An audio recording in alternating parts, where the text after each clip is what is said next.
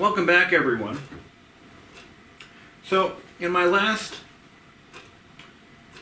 4 videos, we talked about my first car, my 1987 Volkswagen GTI, my 97 Mazda 626 LX, my 1970 Pontiac Tempest, and my 1987 Nissan D21 pickup. So for today's video, we're going to talk about vehicle number 5. Vehicle number 5 was purchased as a want rather than a need. My father actually found the vehicle for me, and he knows what I like, vehicle-wise. And he was driving out in the country, and he found, he had to take a double take. He found a pristine 1987 Nissan Pathfinder. This was the first year for the Nissan Pathfinder. It was based on the Nissan D21 pickup truck platform with a few changes. For example, instead of leaf springs, it had coil springs in the rear. But it still had the torsion bar suspension in the front and had the same drivetrain as the Nissan pickup trucks of the time period. You had a choice between a 2.4-liter Nissan NAPS Z or Z24 engine or a 3-liter V6. I forget which model V6 it was, but those are your 2 basic engine choices. And the first year for the Pathfinder, it was a 2-door rather than a 4-door. Well, my father found this Pathfinder that had been, somebody had done some work to it. It had a fresh, bright red, Aztec red paint job. And somebody had done some work to the interior. And it had, a few little dress-up features, like it had pinstriping. And my dad, when he came back to the house and saw me, he was all excited. He said, "Hey, I found something for you." I'm like, "What did you find?" And I wasn't really looking for a vehicle. I had the 87 Nissan pickup truck at the time. I'd only had it for a couple of months. And I was planning on keeping it for the time being. But I had a few extra bucks in the bank from an accident that I had been in, from when the Mazda 626 was totaled. And so I had a little bit of cash left over from that accident. And my dad knew if I saw this truck, I would buy it. So I said, all right, let's go take a look at it, and maybe if it's good enough, I'll buy it, and it'll replace my truck. And I didn't need a vehicle. It was a want, not a need. So we went up, we saw the truck, we contacted the owner, and this gentleman came up. It was parked in a spot that was owned by somebody else, but it had a lot of public or road frontage. So the guy that I bought it from, he was known for flipping cars. He would buy, a junker from Florida, bring it up here, fix it up, and resell it. And that's exactly what this was. This truck had actually come from the Cape Canaveral area in Florida, Melbourne, I believe. And it was definitely a Florida truck. Now, in New England, let me just set the scene here. In New England, in 2005, that's when this was. This was in, was this in 05? No, this would have been in the summer of 04, actually. This was the summer of 04. In 2004, to find a 1987 Nissan anything in New England was actually quite difficult, because those particular Nissan products were notorious for rust. And New England eats cars. It just chews them up and spits them out, because we use road salt on our highways and our roads. And if you're not really vigilant enough, if you don't regularly wash your car and the undercarriage, your vehicle will eventually turn back into iron oxide. And that's exactly what happened to all 87 Nissans. And right now, the oldest cars you might find in New England on a regular basis, daily drivers, are no more than 20 years old. Occasionally you'll find something that's a few years older, but for the most part, 20 years is it for a vehicle in New England, and that's a lot. So getting back to this little Pathfinder that I found. So I looked it over. It was bright, shiny red. The engine bay was relatively clean. It looked like it had a head gasket done very recently. But there was no rust anywhere on this thing to be found. None. On the, like for example, the hardware that mounts to the undercarriage, the nuts, bolts, and brackets and things, those are usually the first things to start showing rust in this car. This vehicle had no rust at all. The interior was a little worse for the wear, though. It had 175,000 miles on it, according to the odometer. And the interior looked every bit of it. The dash was cracked. It looked like somebody had actually taken this vehicle apart and painted a lot of the interior plastics with spray paint. And they tried to glue down some kind of a carpeting. And I figured out what that was all about a little bit later. It looked like somebody had tried to fix it up. So I looked at the price. It was $2,500 was the asking price, which wasn't really a lot of money for one of those back then. Today, however, if you found that same truck today, you would get probably 3 times that for it, just because of the rarity and the desirability of 80s vehicles, especially Japanese ones. So it looked like it would. It had definitely been in an accident. That was clear. It looked like it was in a collision. I couldn't tell how bad though.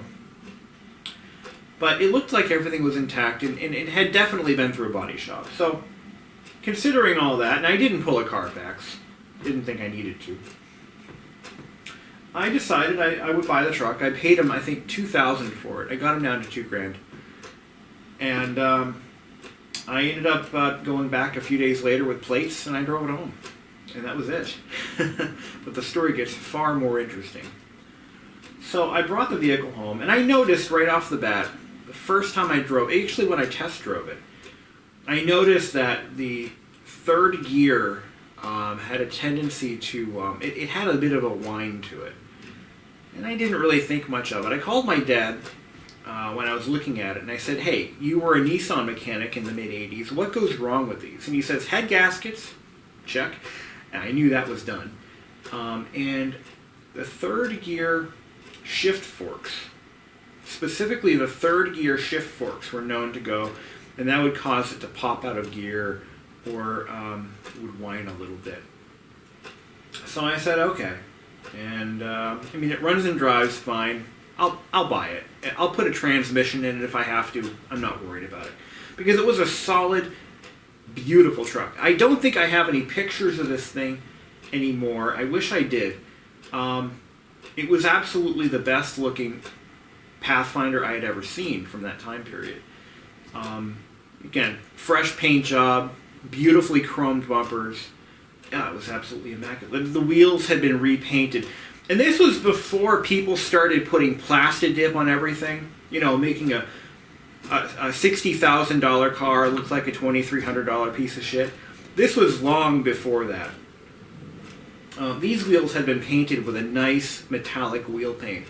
Let me turn my phone off.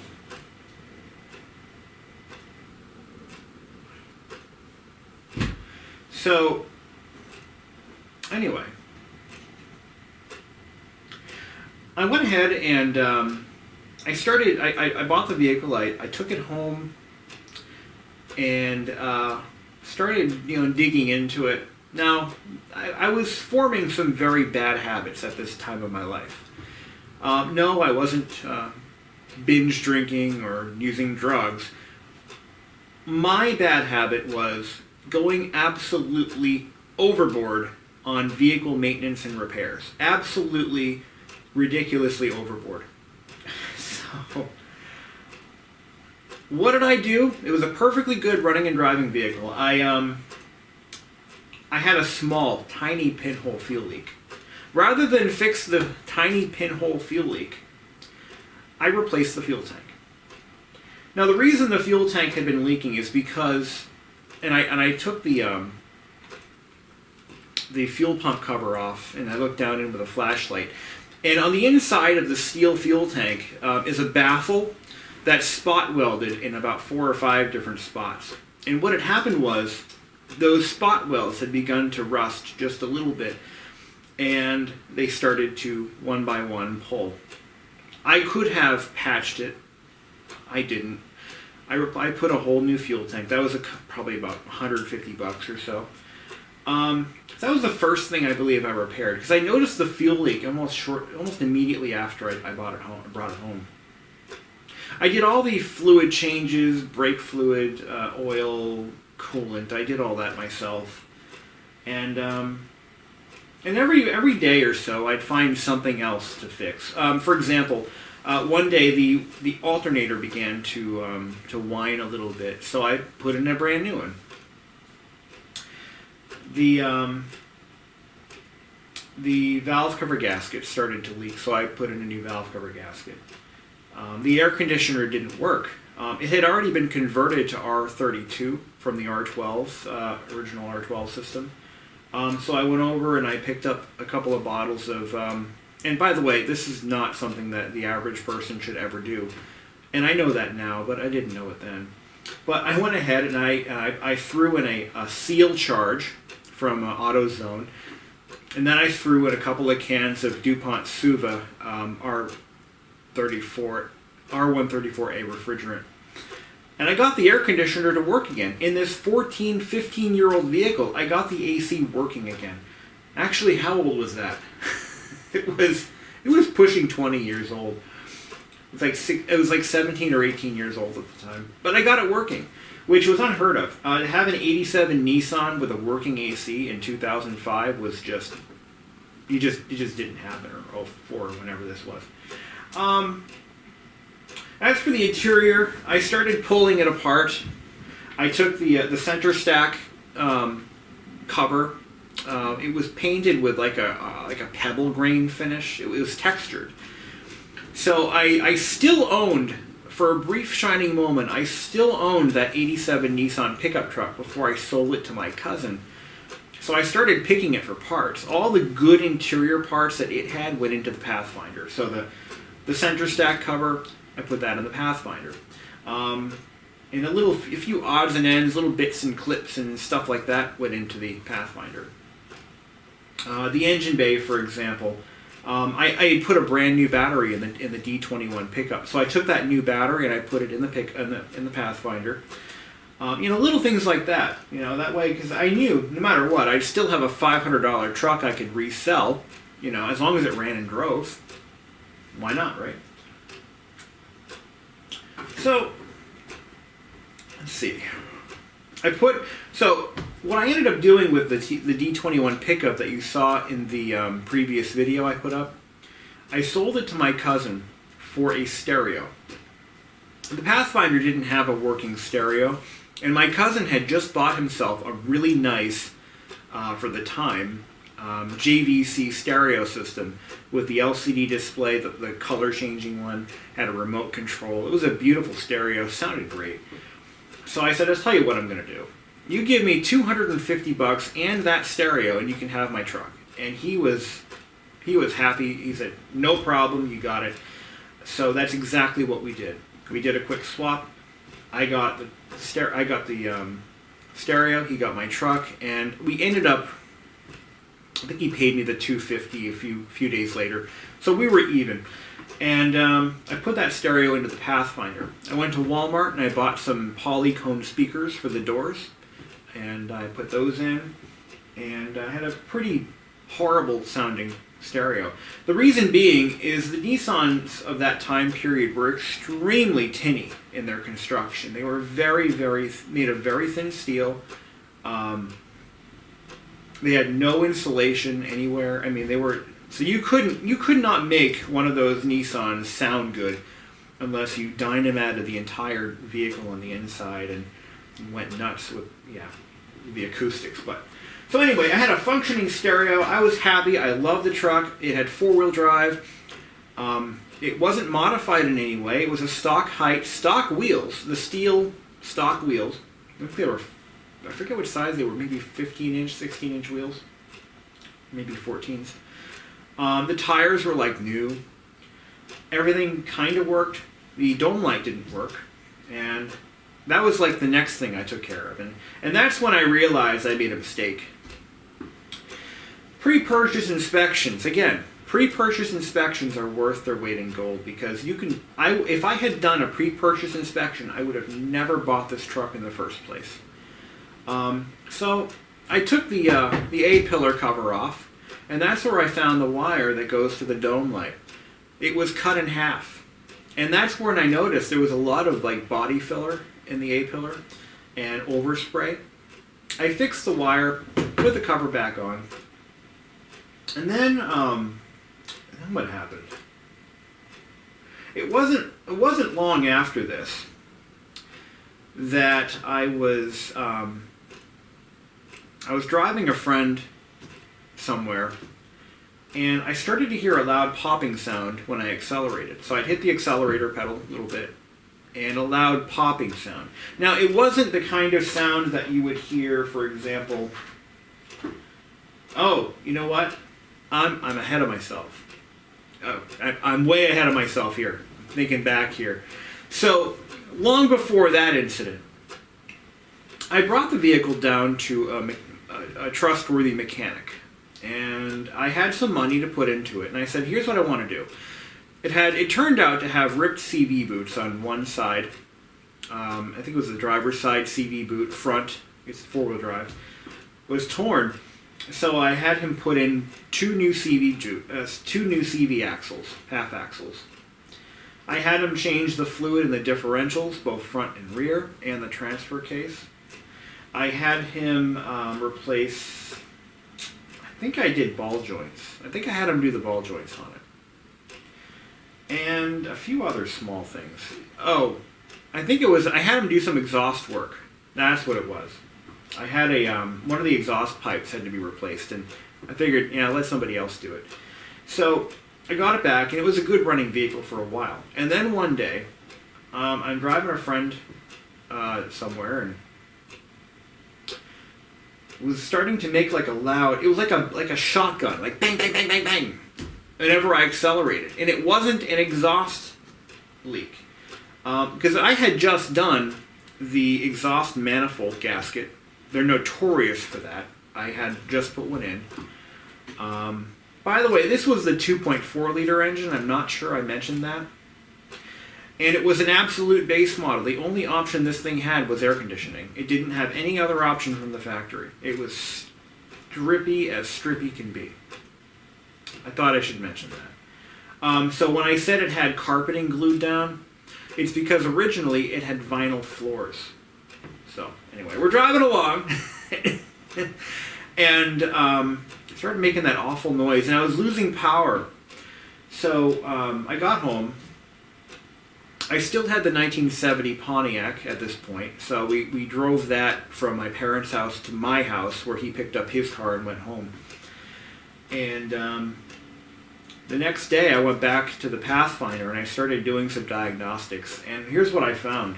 The head gasket had failed between cylinders on one spot. So here's where I was in life. I had a job. It paid, less than $9 an hour.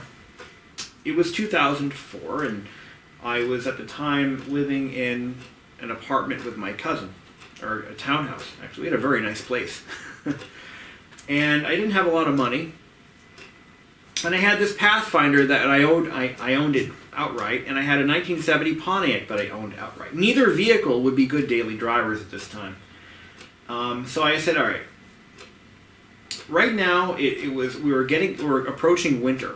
I didn't really want to fix the Pathfinder at this point. I just didn't want to put any money into it yet. I just wanted to hang on to it, but I didn't want to start working on it yet.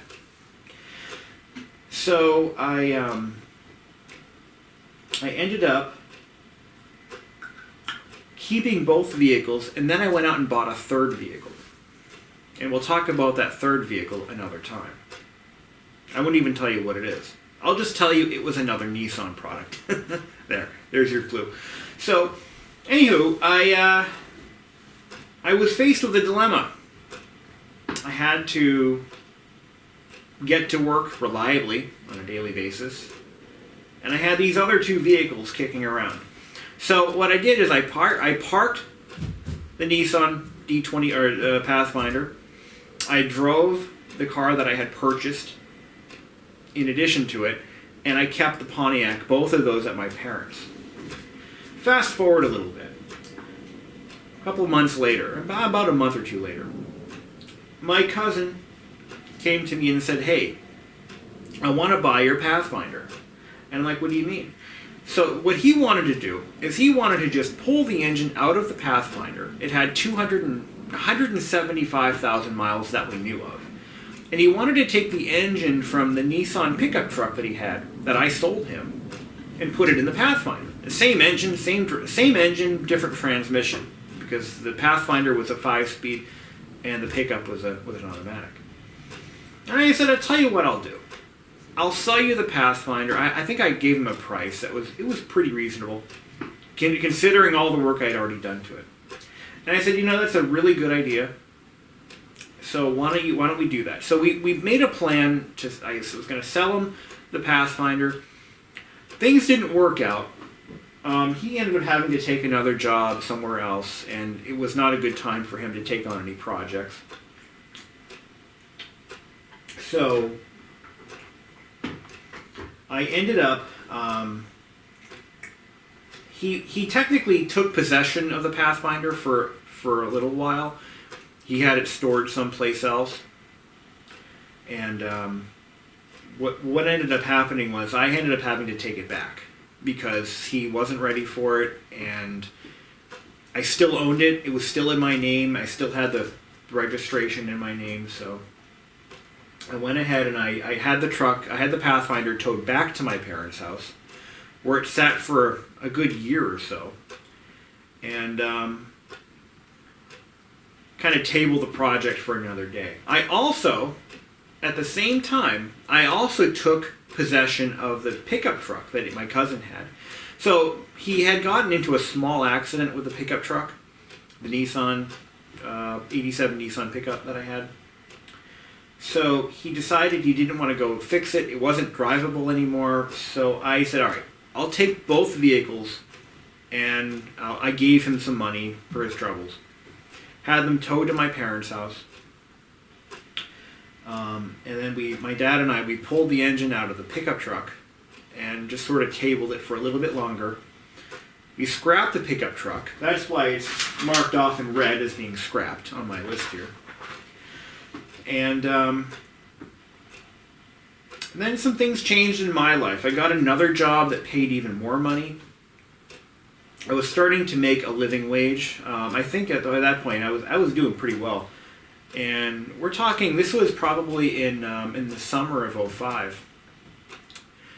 And by that point, I had actually gotten rid of the car that I bought to replace the Pathfinder. It gets really muddy. I had so many cars in that one little stretch of my life.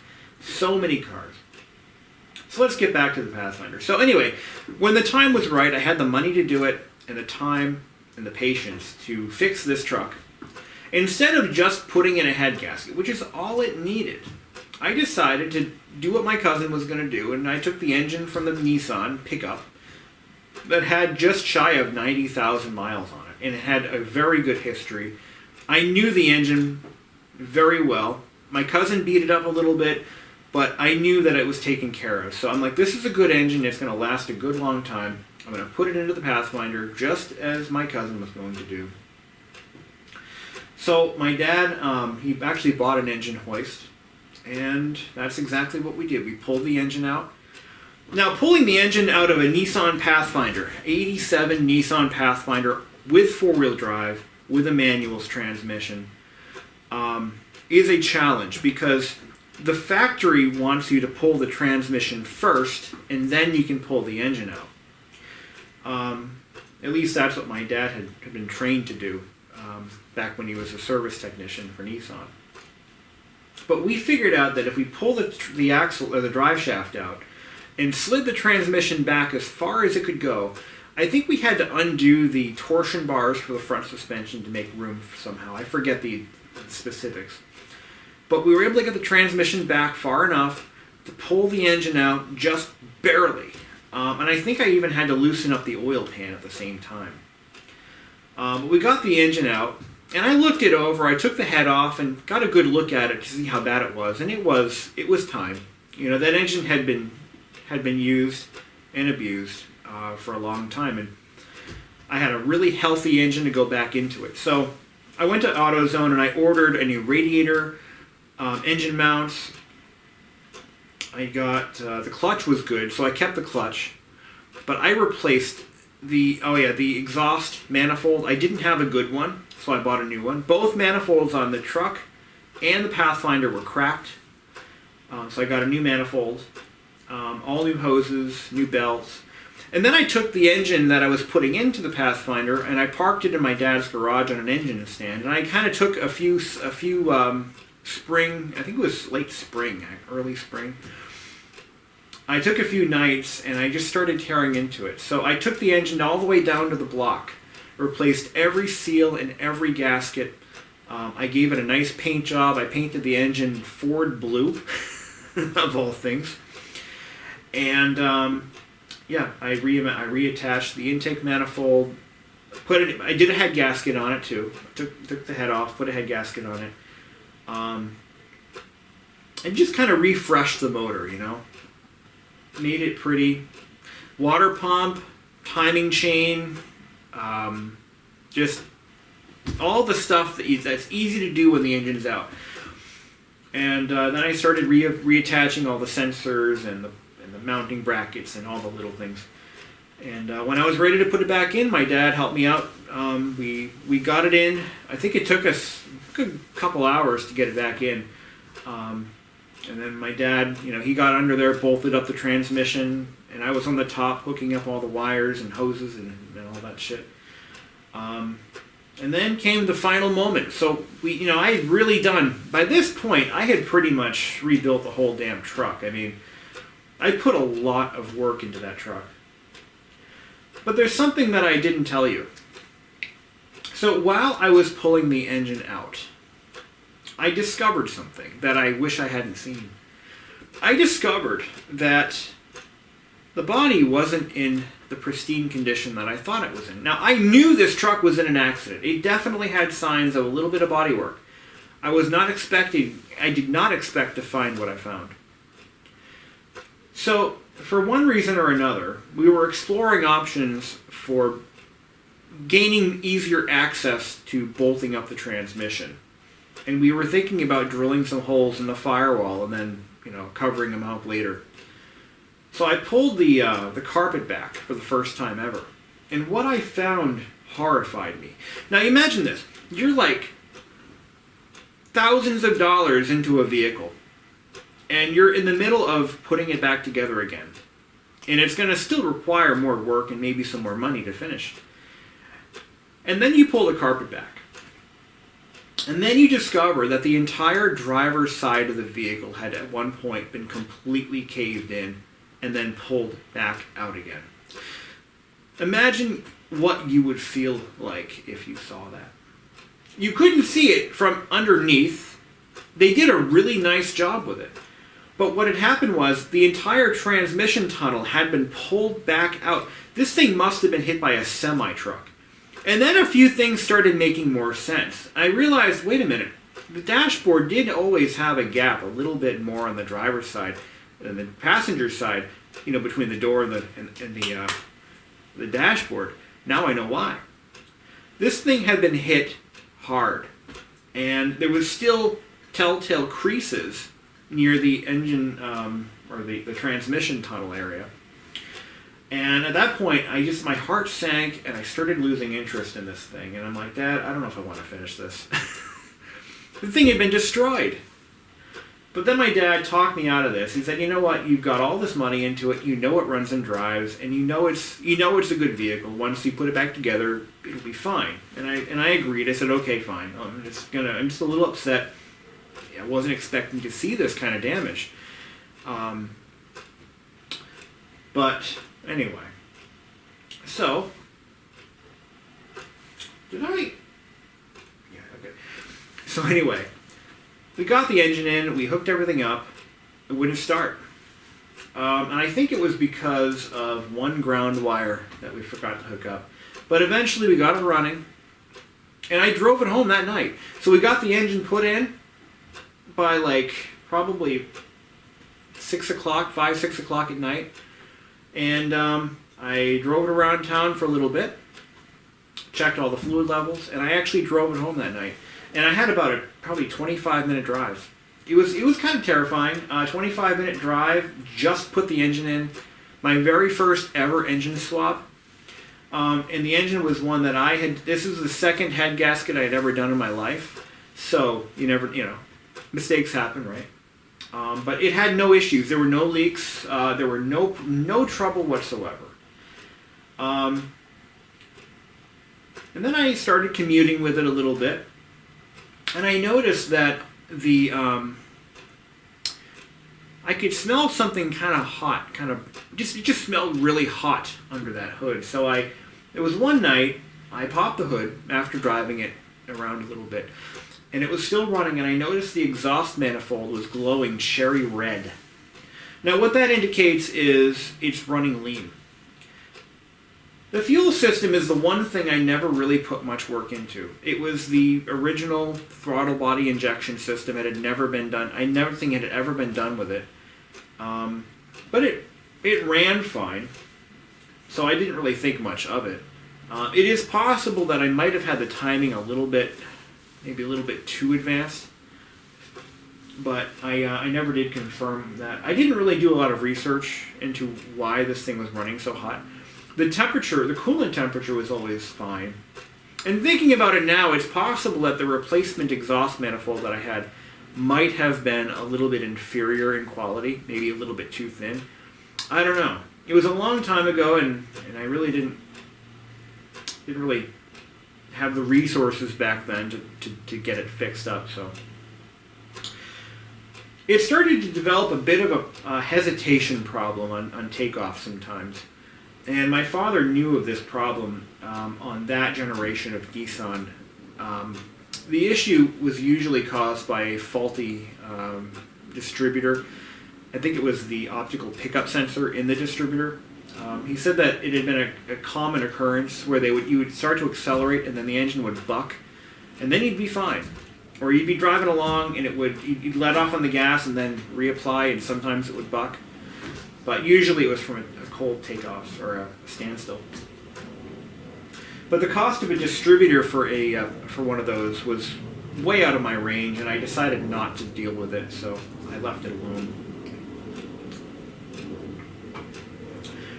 So we're getting to the point where I still had 3 vehicles, and no, I had 2. I think I got rid of my Pontiac by this point. We're talking, this would have been late winter of 06 or 05. I think we're still in 05 here. So I had been using it as a winter vehicle, and at the time I lived in a fairly rural town in New Hampshire, and the house that I was in was a 4-apartment rental house that my parents had owned. They didn't live there, but they owned it, and I was kind of a live-in manager. The house is up on a hill, and it was a nightmare because it was a dirt hill, and my father ended up having to buy a plow truck just to take care of the hill, so there was that. But this thing could get up that hill very easily. At the time, I had this truck, I had the Pathfinder, and I had a Nissan truck. I won't talk about that just yet, but the truck was a 2-wheel drive, and the Pathfinder was 4-wheel drive. So I would drive that into work on snowy days. So I'm going up the hill one night, and I heard a loud clicking sound, like a click, click, click, click, click. And I diagnosed it as a faulty locking hub. This vehicle had manual locking hubs on the front wheels. So you'd have to get out of the vehicle and manually crank them over to lock them, and that's how you got it into four-wheel drive.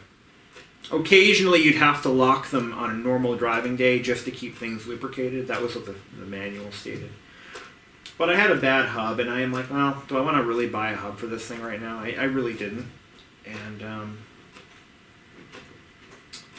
but yeah, so that happened, and then I started to I was leaving the house one morning, and I slid off the hill and into a tree, and I smashed in the I think it was the passenger side front corner, broke a light, and I was at this point where I just didn't care about this thing anymore. It had cost me a fortune so far, and it was still not perfect. It still had weird running issues, and it was just, I was like beyond pissed off at this point. So I went over to Walmart and I bought just a generic orange marker light, and I screwed it to the fender to replace the things I did. The things that I did back then, I questioned severely. But anyway, so that happened, and that was just, the tip of the iceberg for this thing. What ended up happening was, and how I got rid of it and why, I had too many vehicles. I had lost a good paying job, and then I was working, a temp job, and I needed the money, so I had listed it for sale on eBay and I believe Craigslist at that time. I'm not even sure Craigslist was. Yeah, it was there. Yeah. So I listed it up for sale. I got no offers. And then my neighbor saw my for sale sign, and he said, "I'll tell you what I'll do." I'm like, "Oh God." My neighbor was a loser. He said, "I'll trade you a Nissan Maxima for this thing." And I'm thinking to myself, well, I've always wanted a Maxima. This is how my brain works. I'm like, I need this, but this sounds pretty cool. So he offers me a Nissan Maxima to trade for the Pathfinder. Even swap. That was one of the biggest mistakes I've ever made in my life, and we'll talk about that in another video. The Maxima that I mentioned it a little bit earlier than I'm supposed to in this series, but I owned an '89 Nissan Maxima for a very short period of time. Why, I don't know. I just thought it would be fun because I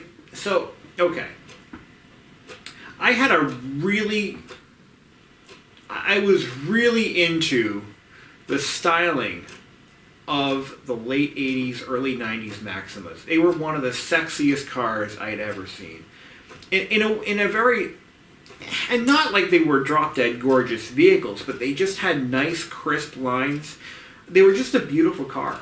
And I'm like, sure, I'd love to own your Maxima. That was dumb. But the thing is, this thing had so many bad memories. I had so many bad memories of this truck. I just wanted to get rid of it. And I didn't care how. I thought I could sell the Maxima easier than the Pathfinder. I don't know what I was thinking. I was young and stupid. We all have regrets. That's one of my biggest. Because I could have sold the Pathfinder for a couple $1,000 in the condition it was in. The Maxima, I couldn't give it away. But we'll talk about the Maxima in another day. It'll be a short video because I only had it for like a month or 2 or 3. Maybe. Oh, God. That Pathfinder, it was, I had a lot of fun in it. I went four-wheeling once, maybe twice. This one time, one of my best friends, to this day, we've been friends for 25 years. He pointed that out, too. We were driving to another friend's house, and I noticed they were building condominiums across the street from the place. And this was after I replaced the engine. So the engine I had just put an engine in the Pathfinder, and I had never taken it off-road. So I'm like, hey, you want to go off-road? He's like, sure. So I put it in 4 high, I think it was in 4 high, and locked the hubs, and we're driving through like this freshly excavated buildings construction site. Nothing had been built yet. There were no foundations, but there were just like pits and just it was pretty rough. So we're just going along, and this Pathfinder surprisingly was taking it very nicely. And then I hit I didn't know what the hell I was doing. I hit a like a cliff, and the thing just bang dropped down, and it just the look on his face was like horrified, you know.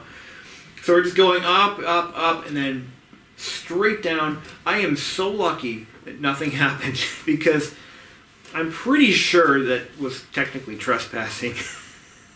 But you know what? We were having fun. We were young and dumb, and you know, nowadays that whole place is a beautiful development. But at least I can say I went four-wheeling on your lawn before your house was there. Those are stories my dad used to tell me all the time about. We'd be driving, you know, through a neighborhood, and he'd be like, "Yep, I went four-wheeling there and there and there and there." It's like, at least I have a story like that. It wasn't much. It was a very short little excursion we went on, and I'll never do it again because, well, it was stupid. But mainly because of my inexperience, you know. But you know, for a 2.4 liter engine, that thing got such terrible gas mileage. I think I averaged 14 miles per gallon out of that sucker.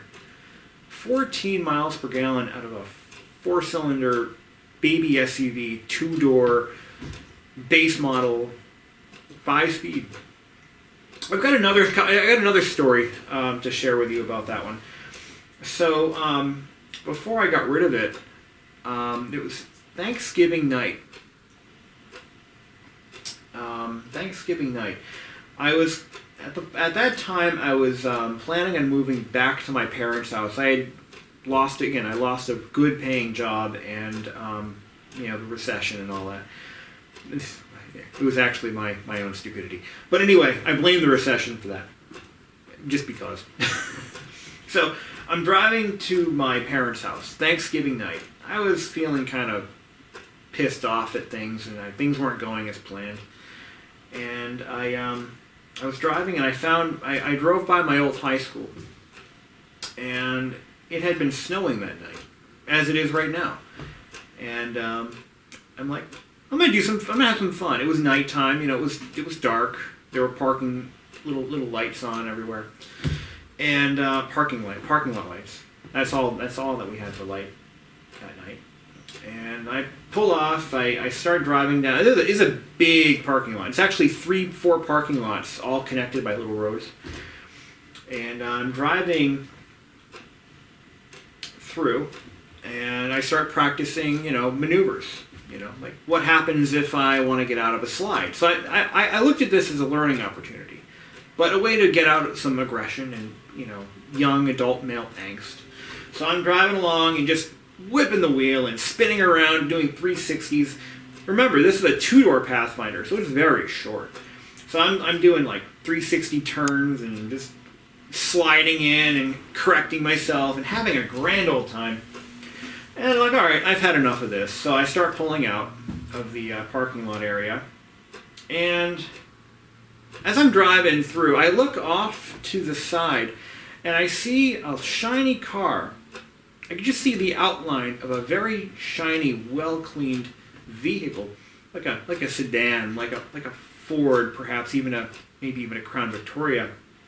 And at that point, I'm thinking to myself, well, gee, just play it cool, and I'll be fine. But I knew, it's like when you're about to throw up. You know, you do everything you can to stop yourself from throwing up. But I don't want to throw up right now. I don't feel well, but it's coming. I know it's coming. But let's just not. And you're trying to fight your body, and then before you know it, you're like, this is happening. We're done. So that was kind of having that kind of a feeling in the back of my head at this point. So I'm going on to the main, as I'm entering the road to the main road. Here it comes. Flashing blues. I'm like, shit. So I pull over. Now, this is what I do when I get pulled over. I've been pulled over many times for various reasons. This is what I do. I reach into my pocket. I pull out my wallet. I grab my keys, which I don't have with me right now. I put my keys on the dashboard. I open the glove box. And I pull out my paperwork. I get my registration. I get my license. Now, in the state of New Hampshire, they do not ask you for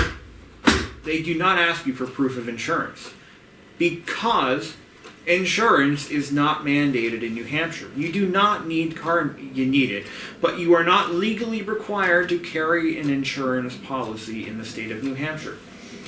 To this day, regardless, I had insurance, but I didn't pull out my insurance card because they would never ask for it. So I got my paperwork in my hand. I have my keys on the dash. I have the window all the way down. I turn, and I have these things. I have my hands visible so the cop can see them. And the police officer's got his mag light. "What are you doing, son?" And I said, "Well, I know what this looks like, but I assure you I was just practicing my winter driving skills." And he says, "Oh, license and registration. Here you go." And I keep my hands visible the entire time, hands on the wheel. The reason you do this is you want the cop, police officer, whatever they want to be called, you want them to know that you are not a threat. You are not a cocky bastard. You are just, you made a mistake. Something happened, you made a mistake. You're driving too fast. You blew a red light. Whatever you did, you want them to know that you're not going to whip out a gun or something, or do something stupid like take off. You want them to feel safe around you. And by having all your paperwork and everything ready to go shows the cop that you have some respect for them, and they will in turn respect you. And that has been my experience every single time. Regardless of where or when or why I was pulled over or what I was driving, that has been my personal experience. Your mileage may vary. So the cop comes back and he says, "I could write you a ticket right now for reckless driving or driving to endanger, or one of the two." And at that point, my heart just started jumping. That is one of the worst tickets you can get. That is the worst. I think it is, besides DWI, that is one of the worst tickets you can get. That can mean immediate loss of license, depending on the circumstances. Now, I was over the age of 18. So, I mean, that was bad. Like, really bad. So, the officer said, "But look, and he pointed out I had at that time, and to this day I have nothing on my driving record, so I have a perfectly clean record. Nothing, I've done nothing, you know. And I was courteous.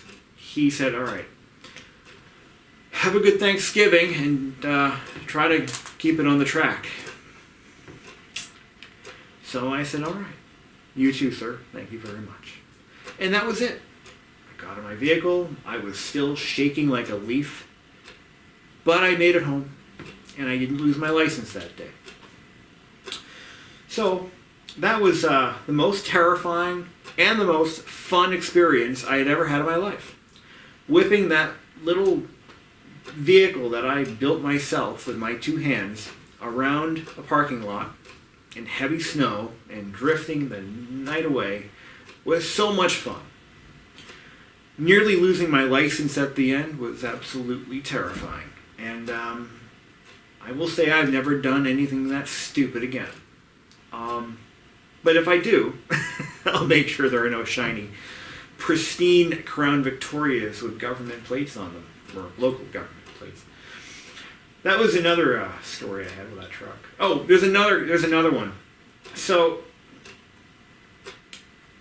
I didn't really, in the wintertime, I don't really have a good place to change my oil, because my parents' garage is always full of junk, and I don't want to be on my back in the freezing cold trying to take oil out of my vehicle and refill it. So I generally don't do oil changes anymore. because it's just a pain in the ass in the winter especially. The only car I change my own oil in to this day is this one. I will not let this vehicle go to a quickie lube to get its oil changed. Why? I don't trust them. So, and if this thing gets blown up, I don't want to deal with that. I just don't want to deal with it. I do my own. So,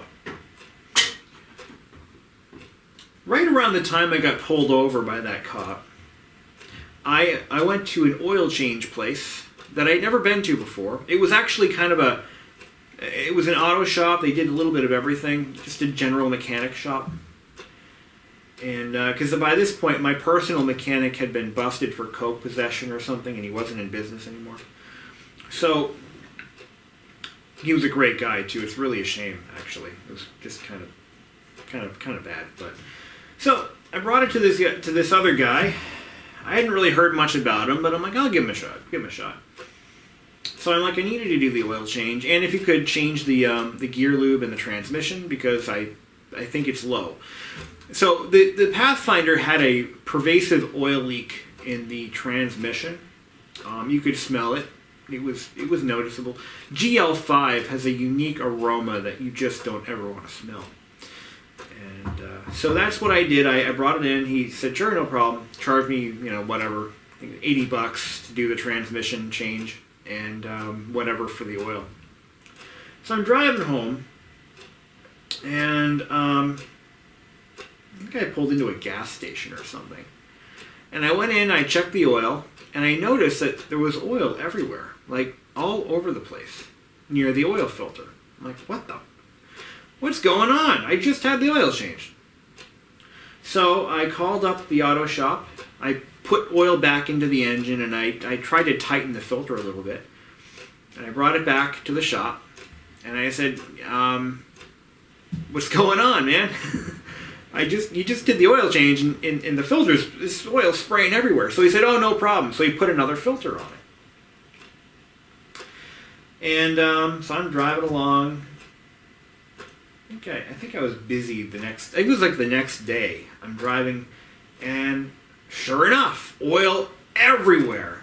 So I called the guy up, and I was young and very cocky and very angry, and didn't need to be, but I was. So I called the guy up, and I read him up and down. I said, you son of a... I said so many four-letter words.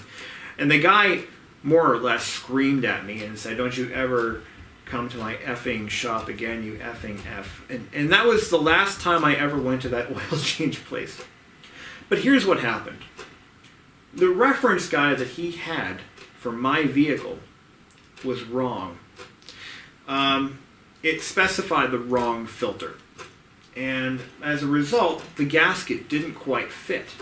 Now my oil light never went on, so I never lost oil pressure, but I could have.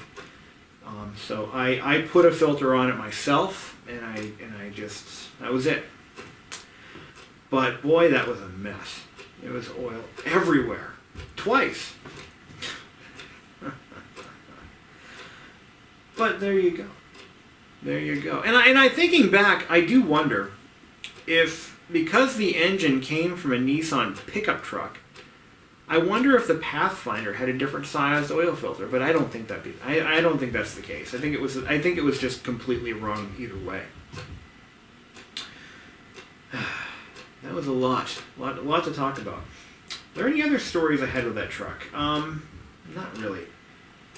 It was just, I had that vehicle. It was the first vehicle that I ever sold and ended up getting back. And then I sold it. I ended up just dumping it at the end because I was just tired of dealing with it. But it was a lot of fun to drive. And at this point, I would love to find another one, but I think finding parts for a Nissan of that vintage is a lot harder than it was. Oh yeah, there's another one. Okay, I got one more story. When I was putting the engine in, and I needed to replace my motor mounts, I contacted a couple of local auto shops or parts stores, and I told them what I had and what I needed. I needed I forget, one of the motor mounts I couldn't really find anywhere, but this one place said they had one. So I called them up and said, yeah, I'd like to order this part from you. So I went in, ordered the part.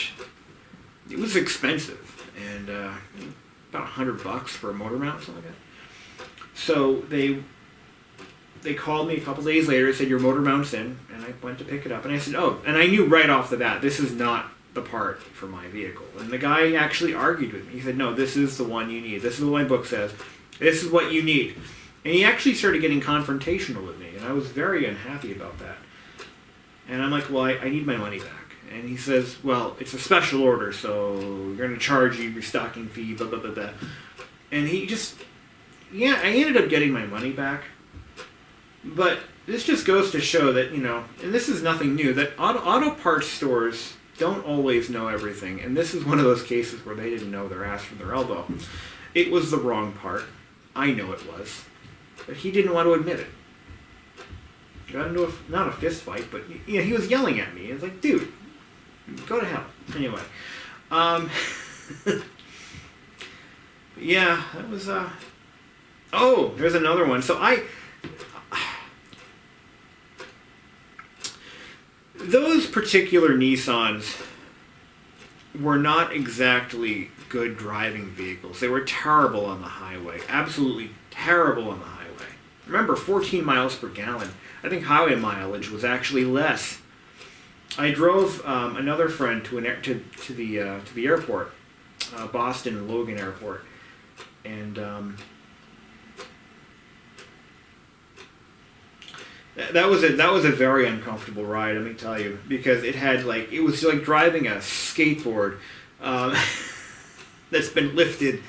It was terrible, bouncy, and just ugh. Very loud. You could have a conversation screaming at each other and still not hear yourself. You couldn't hear anyone. It was just that was an experience, let me tell you. But anyway, that was my '87 Nissan Pathfinder, base model. Very hard to get parts for. No junkyard had parts for it. But had a lot of fun driving it. A lot of fun working on it. And then at the end, I just got angry and basically dumped it. Well, thank you all for watching. Hope you all have a great night. And very soon, we'll talk about vehicle number 6. The 1989 Nissan Maxima. That was a fun one. I'm looking at my list here, and I'm realizing how much crossover I had. Not like SUV crossover, but a lot of vehicles I owned simultaneously, and the order doesn't necessarily make any sense. For example, I owned that Maxima as a separate vehicle while I had rotated my daily driver like 3 times in a short period of time. Man, I'm glad I don't do that anymore. That was expensive. Well, anyway, I'm gonna put my stuff back. Have a great night.